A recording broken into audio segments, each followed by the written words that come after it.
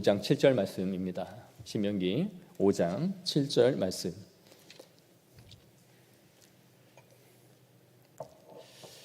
우리 다 같이 한 목소리로 5장 7절 읽겠습니다. 시작. 나 외에는 다른 신들을 내게 두지 말지니라. 아멘. 오늘 십계명 두 번째 시간이고 계명 첫 계명을 우리가 이제 살펴보려고 합니다. 지난주에 율법을 말씀드리면서 율법은 하나님의 속성과 하나님의 뜻을 우리에게 가르쳐주는 것이다 라고 말씀드렸어요. 그럼 우리 이제 십계명을 살펴볼 텐데 왜 10개의 계명을 하나님이 주셨을까요? 12개를 줄 수도 있고 15개를 줄 수도 있었을 텐데 왜 십계명일까요? 그것은 10이 완전하고 충만한 수의 의미가 있기 때문이죠. 상징적으로 또 우리가 손가락이 모두 10개죠. 그래서 이 10개의 손에 딱 들어갈 수 있도록 하나님께서 충만한 수 10개로 하나님의 뜻을 우리에게 가르쳐주고자 하셨다라고 할 수 있을 거예요. 십계명이 10개인 것은 맞는데 여러분 교파마다 이 십계명을 구분하는 것이 조금씩 차이가 있다라는 걸 알고 있습니까? 우리 표를 한번 보시면 이 루터교와 로마 카톨릭 그리고 우리는 개혁교회입니다. 장로교를 개혁파 신학이라고 말해요. 개혁교회와 동방정교회가 구분을 하는 방식이 좀 달라요. 루터교와 로마 카톨릭은 첫 번째 1계명과 2계명 다른 신을 두지 말라와 어떤 모양으로도 나의 형상을 만들지 말라라는 것을 1계명으로 다 포함시켜서 하나로 묶었습니다. 그래서 그런데 이제 우리 개혁파 동방정교회는 두 곳은 다른 신을 두지 말라와 형상을 만들지 말라라는 2계명을 따로따로 구분을 지었죠. 그리고 이어지는 계명 2에서부터 8번째까지는 이제 똑같이 진행이 돼요. 근데 이제 한 칸씩 밀려가겠죠. 1, 2계명을 나눴기 때문에. 그리고 이제 로마 카톨릭 루터파는 9계명과 10계명을 나눴습니다. 우리는 탐하지 말라 이렇게 말했는데 거기는 내 이웃의 짐을 탐내지 말라, 내 이웃의 아내를 탐내지 말라 이렇게 해서 9계명과 10계명을 나누었습니다. 우리는 이웃의 집을 탐내지 말라 안에 이걸 모두 다 포함시켰죠. 탐내지 말라. 그래서 같은 십계명이지만 우리가 알고 있는 십계명과 다른 교파가 차이가 있습니다. 그러니까 루터파를 볼 일이 별로 없죠. 물론 우리나라에도 루터 신학대학이 있어서 그러나 교파적으로 만나기가 쉽지 않은데 그러나 카톨릭은 십계명을 펴면 순서가 다르겠죠. 그래서 이렇게 구분 짓는 것이 차이가 있다라는 거예요. 내용상의 차이보다는 이제 계명에 구분 짓는 차이가 있습니다.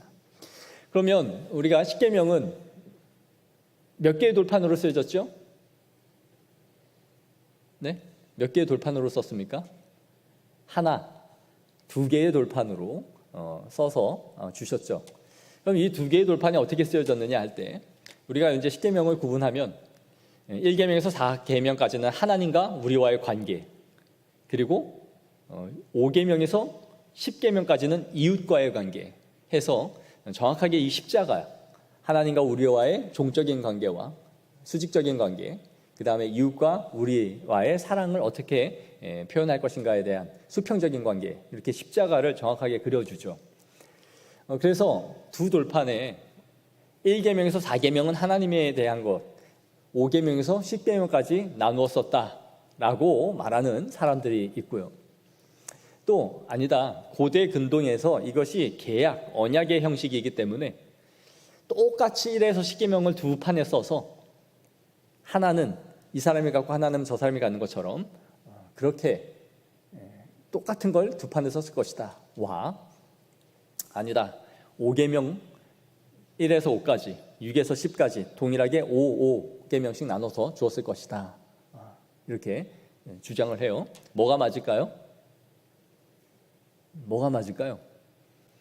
1에서 4, 5에서 10, 그 다음에 10계명씩 두 돌판, 그 다음에 5, 뭐가 맞아요? 자신 없어서 다 말 안 하는 거죠? 저도 모릅니다.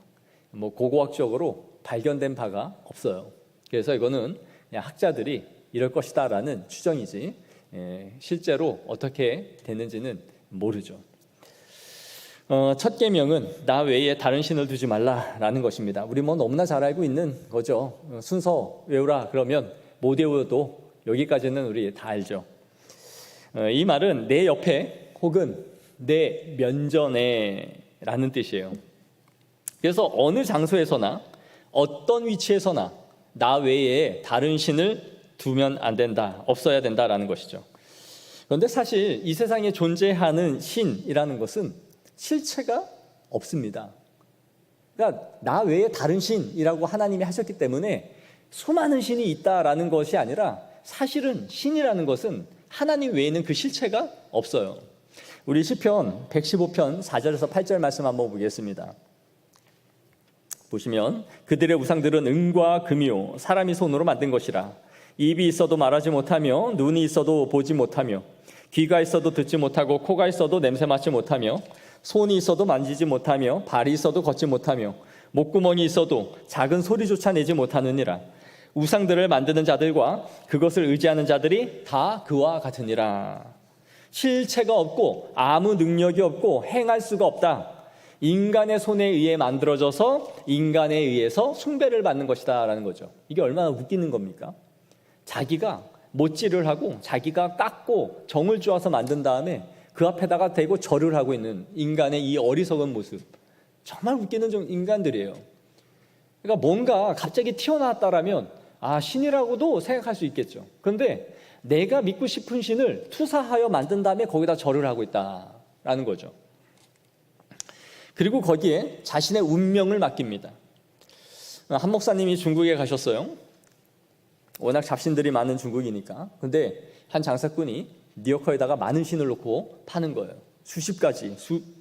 이것은 그러면서 이건 재물을 주는 신이고 이것은 자녀의 복, 이것은 건강의 복, 이것은 무슨 신이라 하면서 막 사라고 막 그러더래요. 그래서 왜 저 사람은 저렇게 많은 신을 갖고 있으면서 당신은 왜 그러고 있나? 왜 이거나 팔고 있는 신세를 면하지 못하냐 하는 생각이 들었어요. 그리고 가는데 어떤 사람이 손바닥에다 요만한 신을 놓고 톡톡톡 막 때리고 있더래요. 그래서 뭐 하는 거냐 물었더니 요 놈이 재물을 주는 신인데 요즘 돈벌이가 신통치 않아서 내가 혼을 내고 있는 중이라고. 그러면서 그 신을 때리더라는 거예요. 이게 얼마나 웃기는 일입니까? 내가 신을 섬기는 게 아니라 그 신을 혼도 내주고 안 주면 때리면서 그러면서 무언가를 달라. 이것이 인간이 갖는 정말 어리석음이죠.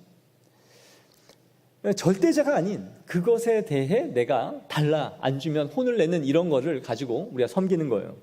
그런데 동서고금을 막론하고 신을 숭배하지 않은 나라가 민족이 없어요.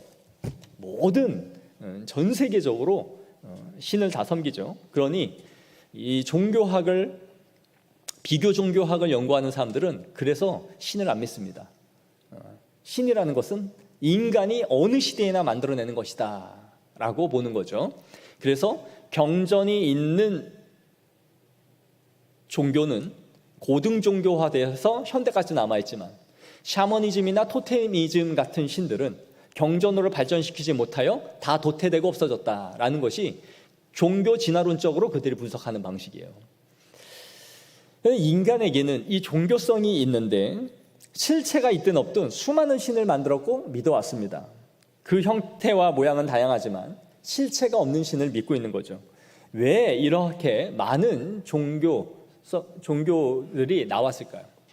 왜 이렇게 많은 신이 있을까요? 칼빈은 이것을 뭐라고 불렀느냐면 인간에게는 하나님께서 종교의 씨앗을 심어주셨다라고 말했어요. 종교의 씨앗을. 그래서 사람의 영혼이 모두 하나님으로부터 왔기 때문에 우리 모든 인간에게는 신에 대한 감각을 갖고 있는 거예요. 본성적으로. 그러니까 본유관념 안에 신에 대한 감각을 인간은 다 갖고 있죠. 그래서 절대자를 찾고자 하는 신에 대한 생각이 강력하게 남아있어요. 그래서 여러분 어린아이일수록 이것이 더 발달되고 더 뛰어나요. 어린아이들한테 하나님이나 천사나 이런 천상의 존재, 하늘나라에 대해 말하면 그런 게 어디 있어요? 라고 말하는 애들은 거의 없습니다. 그걸 그대로 받아들여요. 인간이 타락하고 나이를 먹어가면서 여기에 대한 반항심이 커져가죠. 그런데 인간에게는 이 종교심이 다 있는데 하나님이 그들을 선택하여 부르신 자들은 그 절대자에 대한 마음이 그분이 하나님이신 줄을 알고 하나님께로 돌아가는 거예요. 그러나 하나님의 부르심을 받지 못한 모든 인간들은, 나머지 자연인들은 그 종교적인 열심을 가지고 뭐를 만들어요? 우상을 만들어서 하나님 아닌 다른 신을 섬겨서라도 자신의 종교심을 발현해 나가는 거죠. 그러니까 이 세상에 있는 모든 종교들은 하나님의 부름을 받지 못한 자들이 갖고 있는 그 종교심 안에서 하나님 외에 다른 것을 찾는 인간의 모든 행위들이 바로 다른 종교로 만들어져 가는 거죠.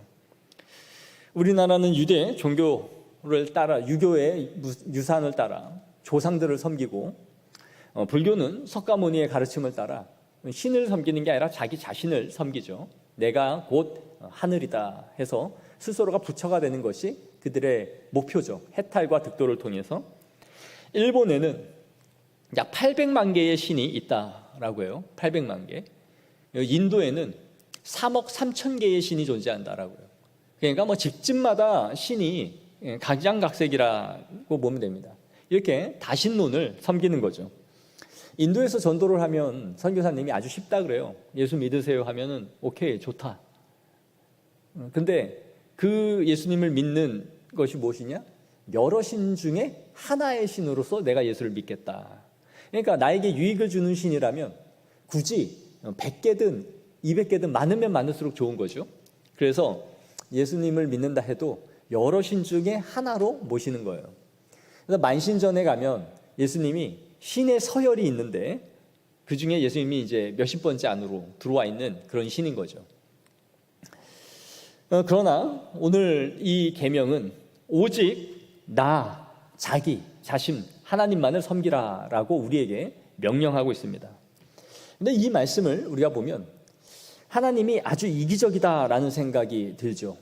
오늘날은 이 다양성과 상호 존중을 중시하는 이 시대적 흐름으로 인해서 나 자신만을 섬겨라는 이 1계명은 매우 독선적이고 매우 이기적인 하나님으로 사람들이 생각할 수 있기에 적합한 그런 계명인 거예요. 그러나 하나님이 10계명 서문에서 뭐라고 말씀해 주셨습니까? 나는 너를 애굽 땅 종 되었던 집에서 인도하여 낸 하나님 여호와니라. 그게 첫 번째 서문이었어요. 이 말을 할 때에 이스라엘 백성들이 반드시 기억해야 되는 것은 10가지 재앙으로 하나님의 위엄과 영광을 보이셔서 절대적인 하나님의 능력 가운데 이스라엘 백성들을 출애굽하신, 홍해를 갈라서 이 땅에서 이 땅으로 완전히 옮겨 놓으신 그 하나님 여호와라. 너희들이 부정할 수 없는 하나님이다. 내가 만군의 주요, 만유의 주라는 것을 너희에게 익히 밝혀 보인 그 여호와라는 거예요. 애굽은 무슨 신을 섬겼습니까? 애굽의 신, 바알신이지만 그들의 본래에 믿는 신은, 최고의 신은 태양신이에요. 태양신. 그래서 바로가 곧 태양신이에요. 그런데 하나님께서 출애굽을 시키실 때에 무슨 재앙을 주시죠? 10가지 재앙 중에 흑암 재앙을 내리시죠. 이스라엘의 고센 땅만 남겨놓고 나머지는 암흑과 같은 시대를 만들어 버리셨어요. 그걸 통해 뭘 보여주셨냐? 너희가 바라보는 태양신의 무능함이 어떠한지를 박살내버린 거예요. 너희가 믿는 그 신이 아무 빛을 낼 수 없는, 태양도 내 한마디에 빛을 거두어갈 수 있는 그 하나님이다. 그러니 너는 나 외에 다른 신이 없다라는 것을 똑바로 알라라는 것이죠. 그래서 모든 계명의 기초는 바로 1계명에 있는 거예요. 여러분, 부부관계를 유지하는 데 있어서의 기초는 사랑과 정절이에요. 그 누구도 다른 이성을 만나서 놀고 즐겁게 하는 것을 허용하거나 관용하는 사람은 없습니다. 사람이 누군가가 다른 배우자를 만나서 이성을 만나서 밥을 먹고 영화를 보고 여행을 다녀올게 라고 했는데 괜찮아 다녀와 라고 한다면 아마 우리는 그 부부관계가 문제가 있어도 문제가 있다, 저 사람 참 호탕하고 마음이 넓어, 그렇게 보지 못할 거예요. 내가 며칠 누구랑 그렇게 놀고 올 거야, 아무도 그것을 허용할 수 있는 사람은 없을 거예요. 사랑은 개방적인 것이 아니라 폐쇄적이며 그리고 또한 때로는 구속적입니다. 자유는 모든 것을 허용하는 것이 아니라 서로의 신뢰를 깨뜨리지 않는 선에서의 약속과 규칙을 통해 유지되는 거예요. 서로의 신뢰를 깨지 않는 범위에서의 선과 규칙이 있는 것이지 모든 것을 다 하는 것이 자유가 아니에요. 그래서 하나님께서는 이스라엘 백성들을 구속하신 후에 그들에게 자유를 주셨음에도 하나님과의 관계를 맺는 데 있어서 그 관계가 유지될 수 있는 가장 중요한 원칙을 주신 거고, 그것이 첫 번째 계명 안에 들어가는 것이죠. 그리고 그 하나님이 자신을 뭐라고 말씀하시느냐, 출애굽기 34장 14절에 너는 다른 신에게 절하지 말라, 여호와는 질투라 이름하는 질투의 하나님이라. 하나님의 속성을 보여주죠. 자기 스스로를 질투라고 말했어요. 결코 나 외에 다른 것을 용납하지 않는다. 우리는 막 사람을 자극해놓고 질투하냐? 질투를 잘못 건들면 온유월에 서리가 내려요. 그 하나님을 잘못 자극하는 중요한 방식이 나 외에 다른 신을 섬기는 것이다. 그러면서 나는 질투하는 하나님이에요. 그걸 속이 좁거나 쪼잔할 수 있잖아요. 하나님이 그걸 두려워하지 않았어요. 나는 질투하는 하나님이다라고 경고한 거예요. 자신을 말씀해 주신 거죠. 내가 내 사랑을 빼앗기는 것에 대해서 질투하며 시기한다라는 거죠. 야고보서 4장 5절에 너희는 하나님이 우리 속에 거하게 하신 성령이 뭐하기까지요? 시기하기까지 사모한다 하신 말씀을 헛된 줄로 생각하느냐. 성령 하나님이 우리를 시기하기까지 원하신다. 굉장히 강력한 표현이에요. 내가 너의 삶의 전부를 소유하기를 원한다. 그것을 다른 자에게 향하는 것에 있어서 나는 용납하지 않겠다. 강력한 선언으로 우리에게 말씀해 주신 거예요. 그런데 우리 그리스도인들은 목사님, 내가 다른 계명은 몰라도 1계명만큼은 제가 범하지 않고 잘 살아갑니다. 목사님 1계명 어긴 사람이 어디 있습니까? 그리스도인 중에. 내가 52주 추석하고 이 시간 이렇게 예배도 드리고 그러고 있는데, 우리는 이 우상숭배라는 것을 지갑에, 베개에 마치 부적을 넣고 다니거나 다른 신에게 가서 절을 하거나 제사를 드리거나 하는 것이 나와는 상관없는 삶이기 때문에 나는 1계명인 우상숭배만큼은 먼 사람들이다라고 스스로를 아주 낙관하며 살아가고 있어요. 하지만 우상숭배는 매우 가까이 있고 이 시대에 더 교묘하게 더 깊이 우리 가운데 침투해 있으며 내가 하루에도 몇 번씩 우상숭배를 하고 있다는 것을 이 시간 깨달아 알아야 됩니다. 오늘 1계명은 이후에 이어지는 모든 계명의 기초이자 총합이에요. 나 외에 다른 신을 섬기지 말라라는 이 계명이 무너지면 이후의 모든 계명은 도미노처럼 하나하나 무너질 수밖에 없는 계명이라는 거예요. 1계명이 무너지면 10계명까지 자연스럽게 무너지는 것이다 라는 거예요. 그래서 루터는 이렇게 말했습니다. 죄는 혼자 오는 것이 아니라 항상 뒤에 또 다른 죄를 불러일으킨다. 그래서 한 가지의 이 죄를 범하면 다른 죄가 자연스럽게 뒤따라 올 수밖에 없는 것이 이 1계명이다라는 것이죠. 자, 그러면 1계명이 무너지는 것은 다른 계명들을 무너뜨리는 포문을 열어주는 길임을 우리에게 알려주는 것이죠. 자, 나는 1계명은 안 범했어 라고 하는데, 이 시대에 우리의 우상이 무엇인지를 이제 말해줄게요. 이 시대의 우상 가운데 하나는 과학과 이성의 우상입니다. 실증하고 증명되어 우리가 이해할 수 있는 방식으로 하나님을 믿겠다라는 것이죠. 그리고 그 외의 것을 받아들이지 않는 거예요. 이러한 생각이 이 시대를 지배하고 있고, 그래서 수많은 사람들이 하나님을 믿지 않습니다. 왜요? 검증되지 않고 증명되지 않는 신을 내가 믿지 않겠다라는 것이죠. 또한 우리가 성경의 권위나 하나님의 위로의 메시지보다는 수많은 이론과 과학에 나와 있는 것들, 그러한 것들에 내가 더 큰 믿음과 마음을 갖고 있다면 이미 나는 이성과 과학을 우상숭배하고 있는 것이죠. 내가 이해할 수 있는 범위 내에서만 하나님의 말씀을 받아들이고, 하나님을 이해하지 못하는 초월적인 것에 있어서는 그것을 부인하고 있다면 나는 이미 이성을 우상숭배하고 있는 거예요. 내가 하나님의 말씀을 스스로가 재단하고 있는 행위 자체가 이성 안에서 하나님을 판단하는 나의 이성의 우상을 숭배하고 있는 것이죠.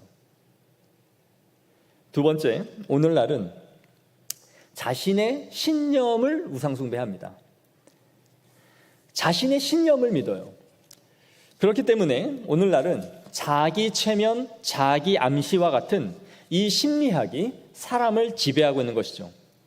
매일 거울을 보면서 자신에게 좋은 말을 해주라. 나는 잘 될 것이라고 수십 번씩 말하라.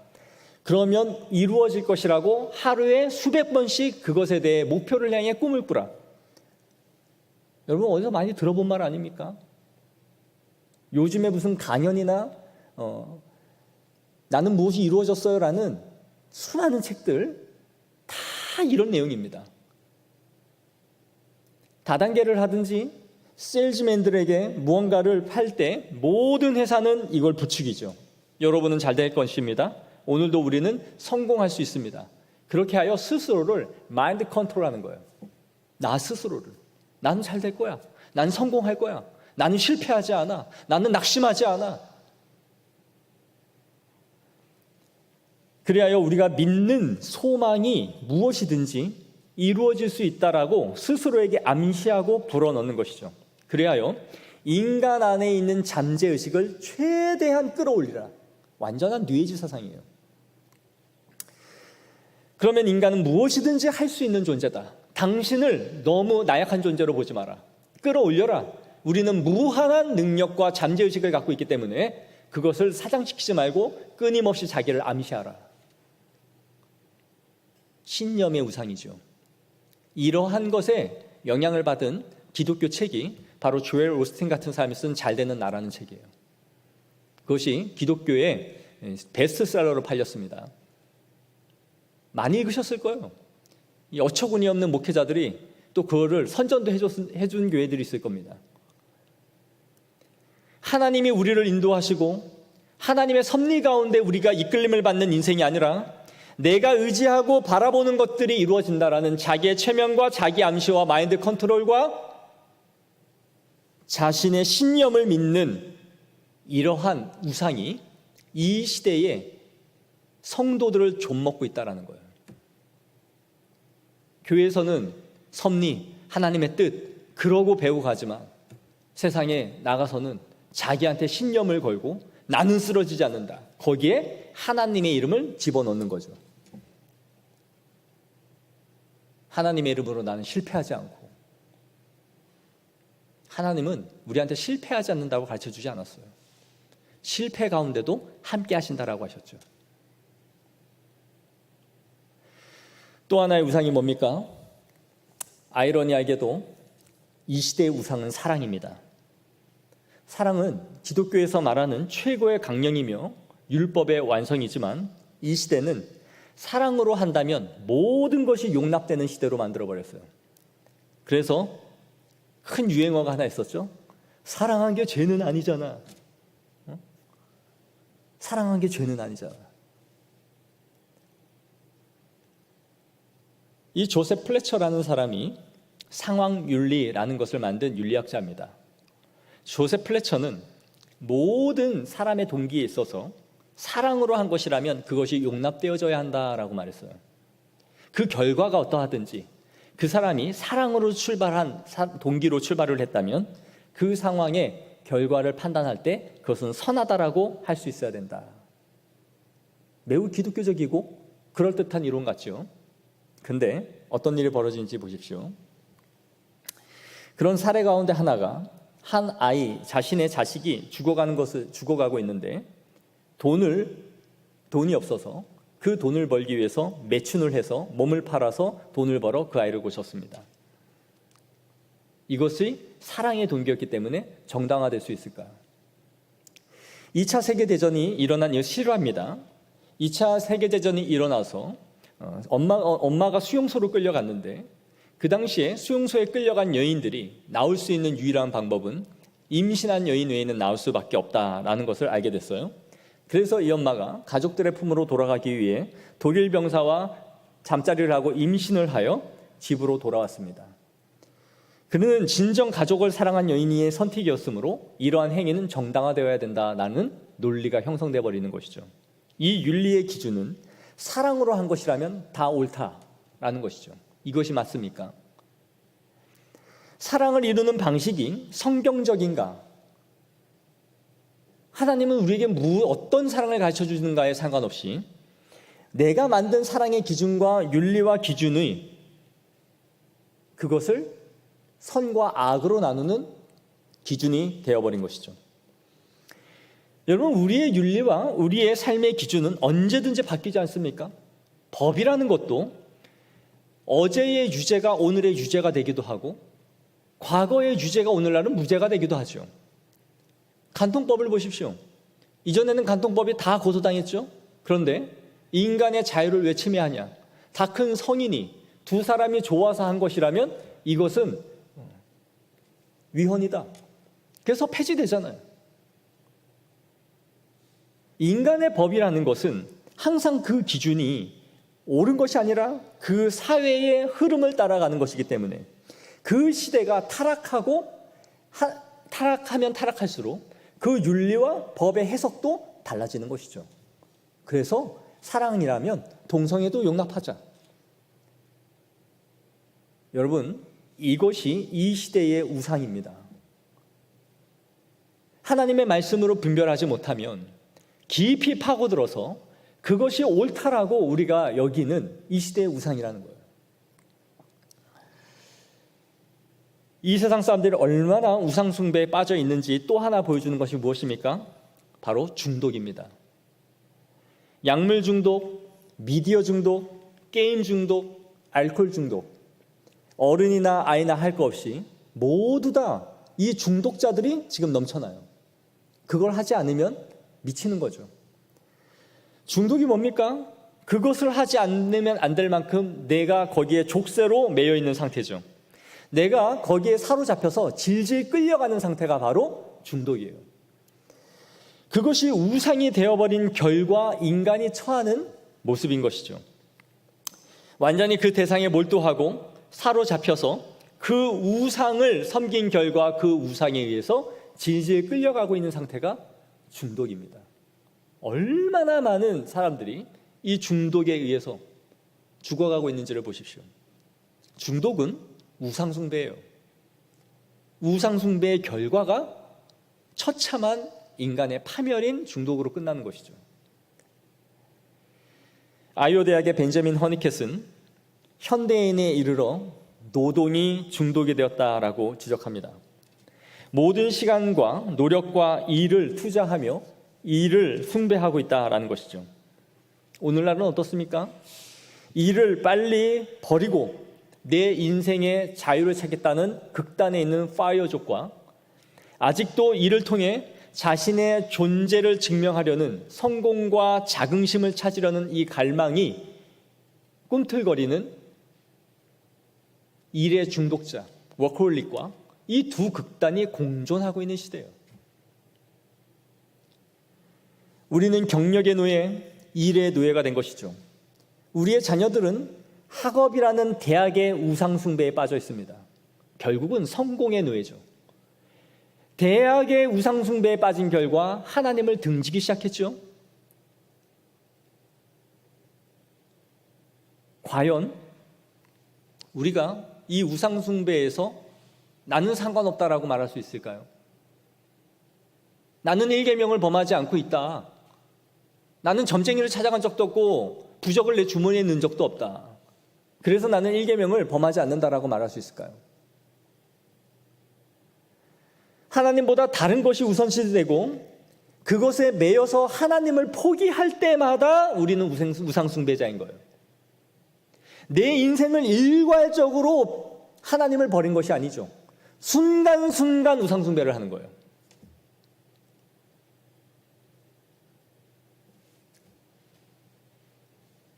오늘 교리대학도 말했죠. 이스라엘 백성들이 하나님을 버리고 예배를 드리지 않은 적이 그들의 인생 가운데는 단 한 번도 없었다. 성전이 무너질 때까지도 예배를 안 드린 적이 없어요. 모든 절기와 안식일을 드렸죠. 뭐와 함께? 바알과 아세라와 만몬과 수많은 잡신들과 함께. 그것을 하나님은 영적 간음이다라고 말했어요. 그게 바로 네가 간음을 한 것이다. 바람 폈다. 호세아서에서 모든 선지자들이 그렇게 비난한 거예요.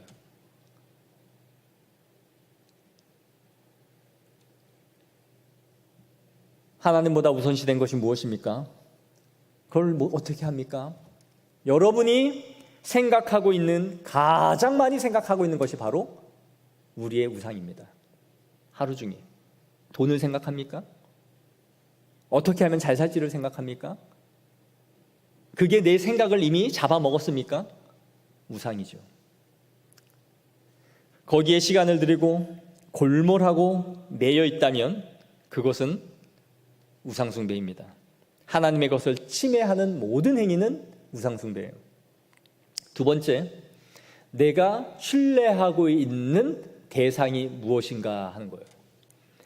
나는 힘들거나 인생이 버겁고 무거울 때마다 내가 의지하고 찾는 대상이 무엇입니까?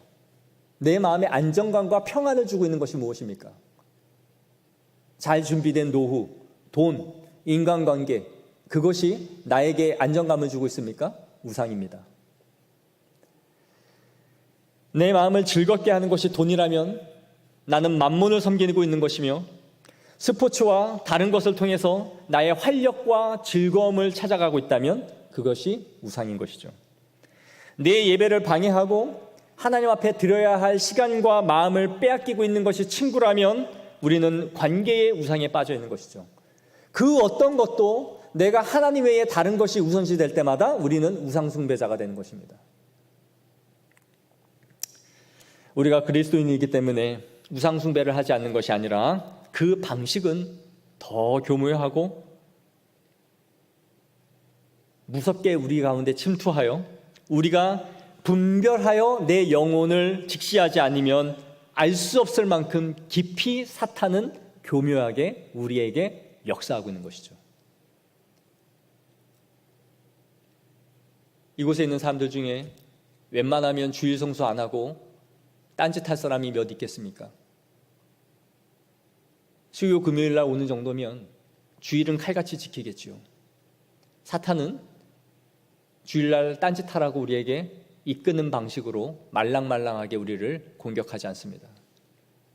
초신자들은 그런 걸로 공격받아 산으로 들로 놀러 다니겠지요. 그러나 우리가 그 정도로는 흔들리지 않을 겁니다. 사탄은 훨씬 더 교묘하고 치밀한 방식으로 우리의 마음을 무너뜨리죠. 그래서 나는 우상숭배자가 아니다 할 때마다 나는 우상숭배자로 살아가고 있는 것을 직시하지 못하게 만드는 거예요. 이것이 무서운 것이죠.